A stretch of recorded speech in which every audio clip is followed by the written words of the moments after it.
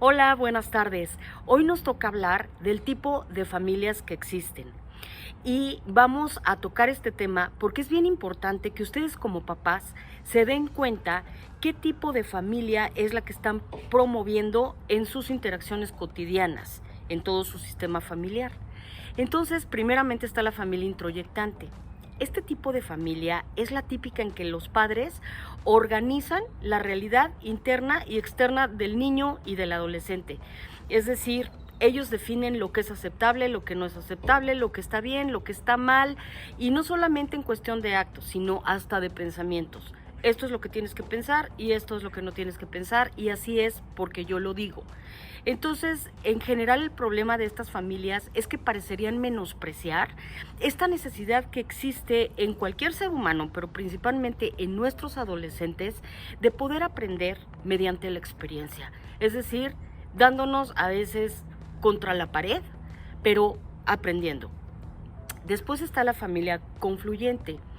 Estas familias son aquellas que valoran por sobre todas las cosas el llevarse bien, el que no haya conflicto, y es una familia que aparentemente no tiene ningún problema, pero justo al no tocar ningún conflicto, parecería como que sus relaciones en cierto sentido son superficiales.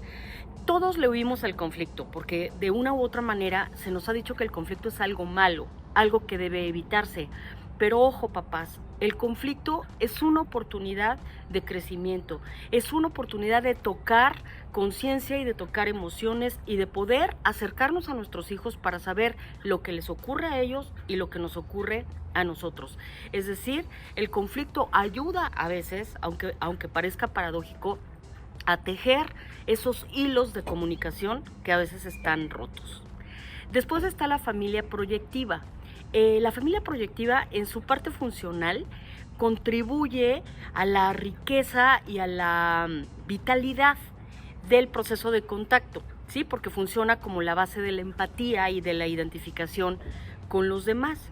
Este tipo de familias tienden a concentrar su conciencia en lo que los otros piensan y hacen.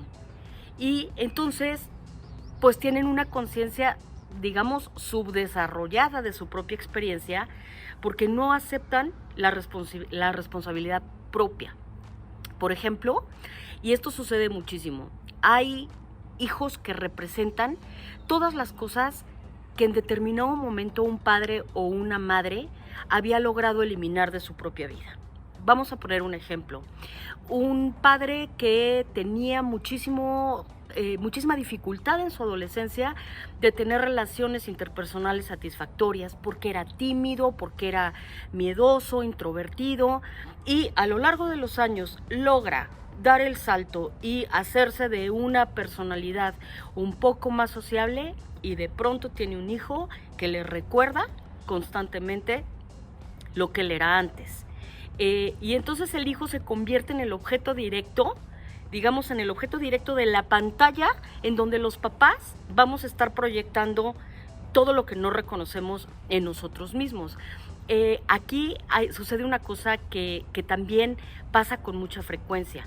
De pronto, el hijo que es más problemático se convierte en el chivo expiatorio, y entonces los otros miembros de la familia se lavan las manos y son relevados de cualquier otra responsabilidad. Después está la familia retroflexiva. En estas familias nadie se habla directamente, no se expresan emociones, no crean mecanismos de apoyo interpersonal.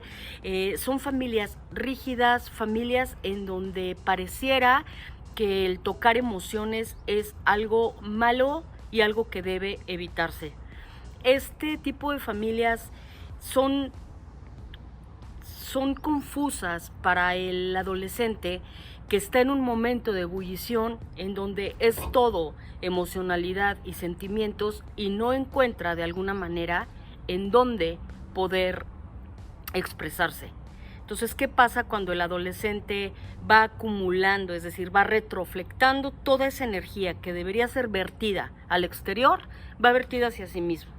Entonces son los adolescentes que se cortan o que empiezan con problemas de alimentación, ¿no? Tanto de bulimia, de anorexia, de hiperfagia, que son los atracones.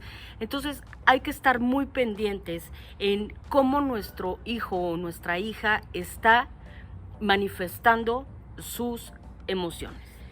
Después está la familia deflexiva.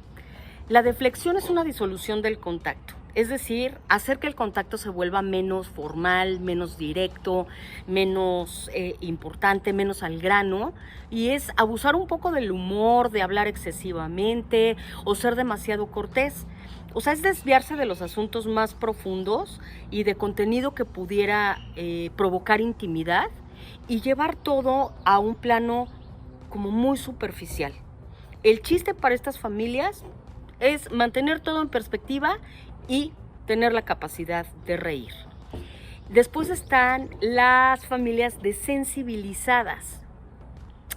¿Qué quiere decir una familia desensibilizada? Es una familia que tiende a atenuar la capacidad de adaptación cuando no es posible escaparse o eludir el disturbio o el peligro en el entorno.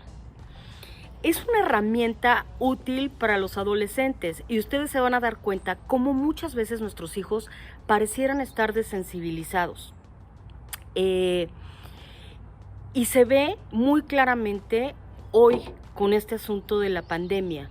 Probablemente ustedes hayan visto a sus hijos como poco involucrados con lo que está sucediendo a nivel mundial, con el peligro que todos estamos enfrentando, con la posibilidad incluso de morirnos. ¿Qué hacen nuestros adolescentes? Darle la vuelta. Y es como un mecanismo de defensa porque también los amenaza con desintegrar el recién organizado sentido de sí mismo que va teniendo el adolescente.